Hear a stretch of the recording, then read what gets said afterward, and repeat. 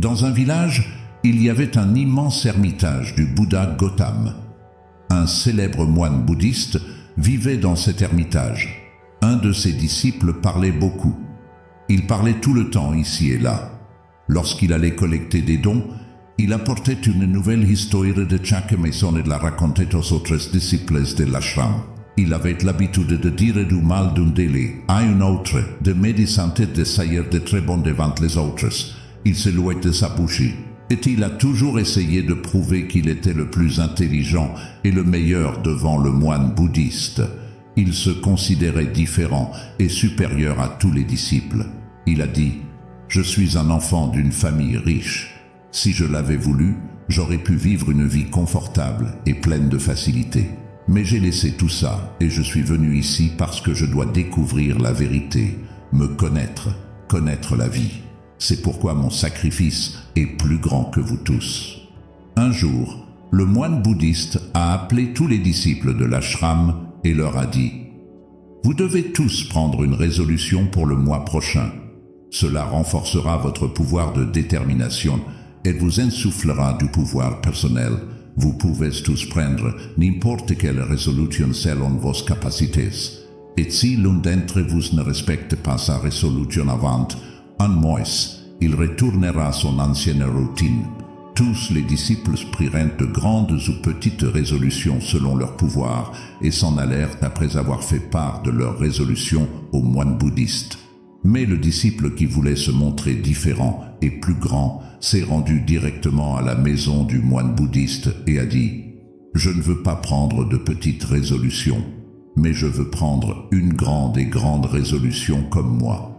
S'il vous plaît, dites-moi quelle résolution doit être prise. » En entendant cela, le moine bouddhiste sourit et dit « Serez-vous capable de réaliser la résolution que j'ai donnée? Sera-t-il possible de le terminer? Probablement pas. Ce n'est pas possible pour vous. Vous ne pourrez pas le terminer.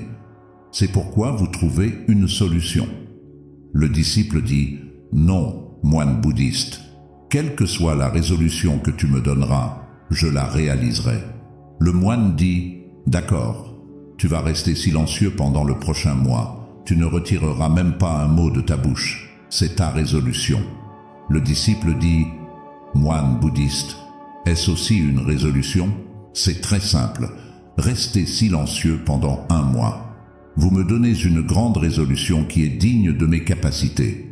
Ce que j'ai du mal à réaliser. » Le moine bouddhiste dit « Tout d'abord, vous accomplissez cette résolution et vous la montrez. » Le disciple obéit au moine bouddhiste et il se tut. En même temps, et en se retournant et en sortant de la cabane, il trouva beaucoup plus facile de garder le silence. Il a passé une journée en silence, mais à partir du deuxième jour, le fardeau de ne pas parler a commencé à augmenter dans son esprit. Le troisième jour, il a commencé à ressentir une lourdeur, et le quatrième jour, il a commencé à ressentir un étrange malaise. Parce que tous les disciples de l'ashram se parlaient, il voulait également présenter son côté devant eux. Il voulait arrêter de parler, mais sa détermination le gênait. De cette façon, quelques jours de plus se sont écoulés et ce disciple est tombé malade. Sa tête explosait, il n'avait même pas envie de manger ou de boire. Il voulait juste parler. Il est allé voir le moine bouddhiste et s'est assis devant lui. Et lui a parlé en écrivant « Moine bouddhiste, je veux parler. Je ne peux pas respirer sans parler. Je m'essouffle. J'ai l'impression de perdre la tête intérieurement. Que dois-je faire? Dois-je rompre ma résolution ?» Le moine bouddhiste a souri après avoir lu ceci et a dit « Les résolutions sont seulement destinées à être brisées, mais celui qui accomplit sa résolution augmente sa force intérieure, et celui qui augmente sa force intérieure est sur le chemin de la société et de l'éveil. Grandit encore. Prendre la résolution était également entre vos mains et la briser est également entre vos mains. » Beaucoup de disciples ont brisé leur détermination et retournent à leur ancienne routine. Si vous n'y parvenez pas, vous pouvez également briser votre détermination et revenir à votre ancienne routine. Mais rappelez-vous, Si vous n'êtes pas capable de gérer cette petite résolution aujourd'hui, comment pourrez-vous gérer le reste de votre vie? Le reste de la décision est entièrement entre vos mains. Ces paroles du moine bouddhiste blessèrent le cœur du disciple. Il rentra sans rien dire et s'enferma dans sa cabane. Il ne sortait de la cabane que pour son travail essentiel et restait assis à l'intérieur de la cabane pour le reste du temps. 15 jours s'étaient écoulés et la détermination de tous les disciples de l'ashram avait presque été brisée, mais sa détermination était toujours présente. Jusqu'à présent, après avoir pris cette résolution, il n'avait pas prononcé un seul mot. L'ashram tout entier fut surpris par le silence soudain de celui qui parlait tant.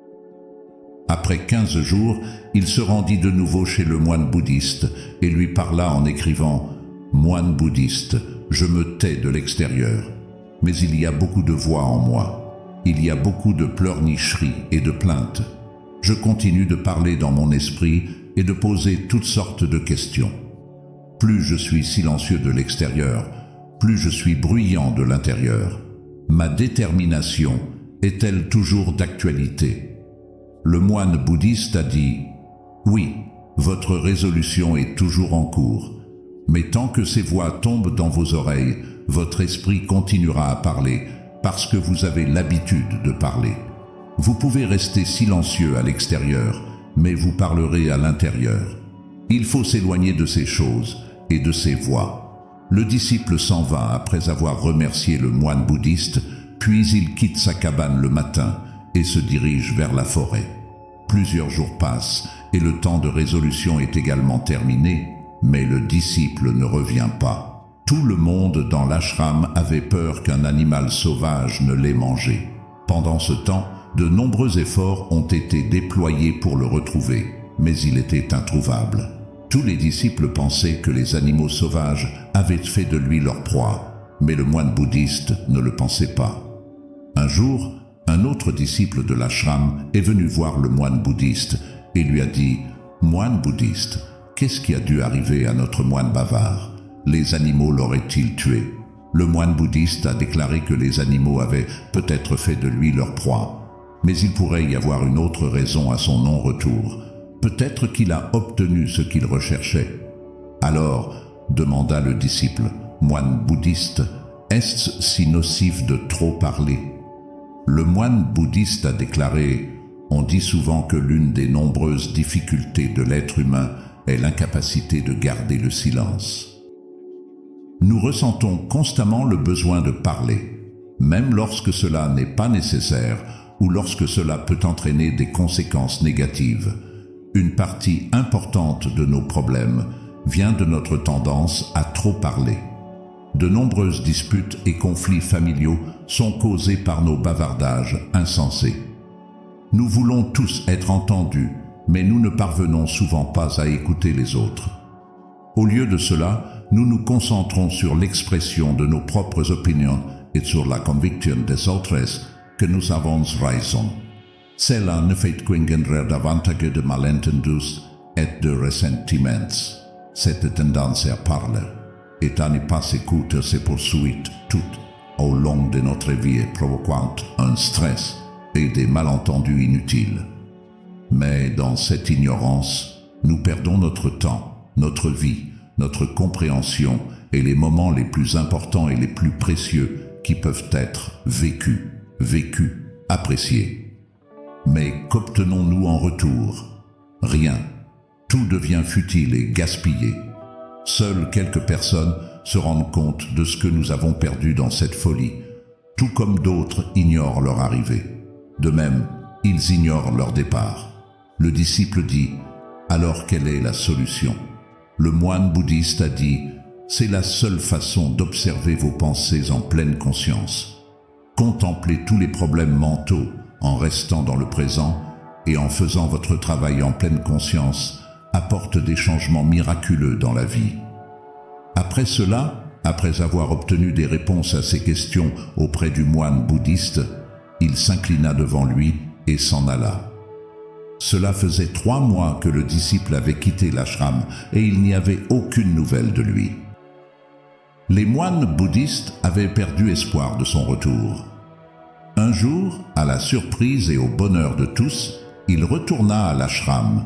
Ce n'était pas la même personne qui était partie. Il avait subi une transformation incroyable et un sentiment de calme émanait de lui. Son visage respirait la paix et la tranquillité. Dès son arrivée à l'ashram, tous les disciples l'entourèrent de tous côtés et commencèrent à parler. Il commença également à parler à ses disciples. Tous ceux qui lui parlaient sentaient qu'il n'était plus aussi impatient et bavard qu'avant. Chaque mot sortait de sa bouche avec douceur et douceur. Après avoir discuté un moment avec les disciples, il se dirigea directement vers le moine bouddhiste. Il toucha les pieds du moine bouddhiste et dit « Suis-je toujours silencieux?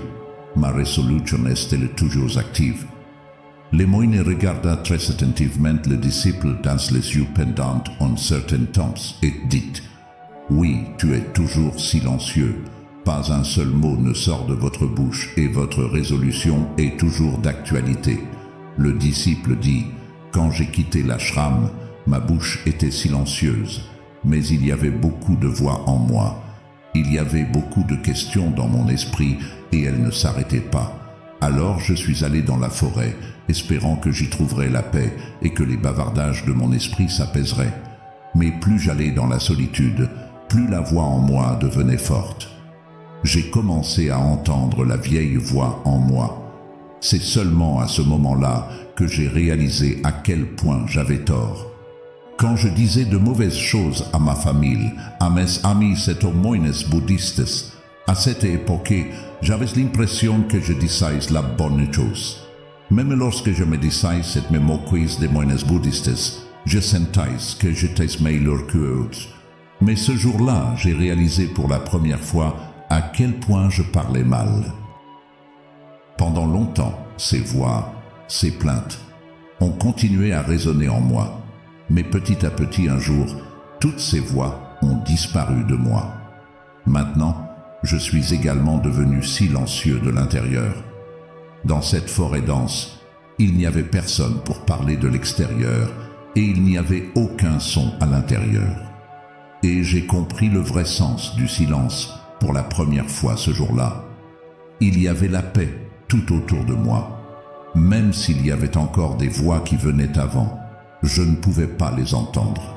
Mais maintenant, je pouvais entendre clairement toutes ces voix. Le bruit du vent qui souffle, le chant des oiseaux et le bruit de l'eau qui coule. J'ai entendu toutes ces voix pour la première fois en pleine conscience. Je n'avais jamais ressenti autant de paix autour de moi auparavant. Alors, pour troubler cette paix pour la première fois, j'ai retiré n'importe quel mot de ma bouche. J'ai crié « Oh mon Dieu !» De quel genre de paix s'agit-il? Pourquoi tout est-il si calme? Ce qui s'est passé, mais même après mes cris, la paix n'a pas été troublée. Tout était aussi calme qu'avant, à l'extérieur comme à l'intérieur. Cher moine, j'ai eu une conversation avec mes condisciples et avec toi. Physiquement, je parle, je marche et j'observe tout ce qui m'entoure. Cependant, je me sens complètement seul intérieurement et en silence. Même lorsque j'essaie de m'exprimer, je me sens toujours isolé. Maintenant, je peux tout voir clairement et tout entendre de manière plus vivante. Le moine bouddhiste a dit que l'agitation intérieure est causée par le fait de parler excessivement à l'extérieur. Cependant, lorsque nous nous tournons vers l'intérieur, nous restons calmes, peu importe ce que nous disons. La plupart des mots du monde proviennent de nos paroles, parce que nous craignons le silence. Nous parlons plus que nécessaire et n'écoutons pas les autres. Au lieu de cela, nous les interrompons pour leur faire comprendre qui nous sommes et ce que nous pouvons faire. Cela devient le but de notre vie et toute notre énergie est gaspillée dans des conversations dénuées de sens. Une telle société est remplie de chagrin. Parce que les gens ne s'écoutent pas et n'essaient pas de comprendre. Ils ne connaissent pas la valeur du silence, car ils se sentent petits. La raison derrière toutes les batailles dans le monde est notre discours excessif. Par conséquent, nous ne devrions parler que autant que nécessaire pour conserver notre énergie. Les discussions inutiles ne nous permettent jamais de nous replier sur nous-mêmes et nous tirent toujours vers l'extérieur. Si nous voulons nous tourner vers notre monde intérieur, nous devons garder la bouche fermée. C'est pourquoi tous les Bouddhas qui sont devenus illuminés ont couru vers la solitude pour éviter de trop parler et de trop écouter. Ils restaient calmes dans la solitude, ce qui leur permettait de voyager facilement. Même en vivant dans ce monde, nous pouvons vivre dans la solitude et rester calmes. Mais pour cela, nous devons économiser notre énergie que nous gaspillons en mots dénués de sens. La leçon de cette histoire est que parler en vain est un gaspillage d'énergie. Ceux qui veulent voyager vers l'intérieur doivent se taire. Alors que nous arrivons à la fin de ce voyage, je vous invite à devenir partie intégrante de notre communauté. Si vous avez trouvé l'inspiration dans cette histoire, soutenez-nous en appuyant sur le bouton d'abonnement, en la partageant avec vos amis et en laissant un commentaire ci-dessous avec vos pensées ou toute autre histoire de ce type que vous aimeriez entendre ensuite, et pour plus de moments de motivation et de tranquillité. Si vous avez attendu jusqu'à la fin, veuillez commenter Om Mani Padme Hum pour me le faire savoir. Merci d'avoir regardé. N'oubliez pas de vous abonner et de sonner la cloche des notifications. Votre engagement alimente notre voyage. Merci d'avoir parcouru ce chemin de sagesse et d'illumination avec nous.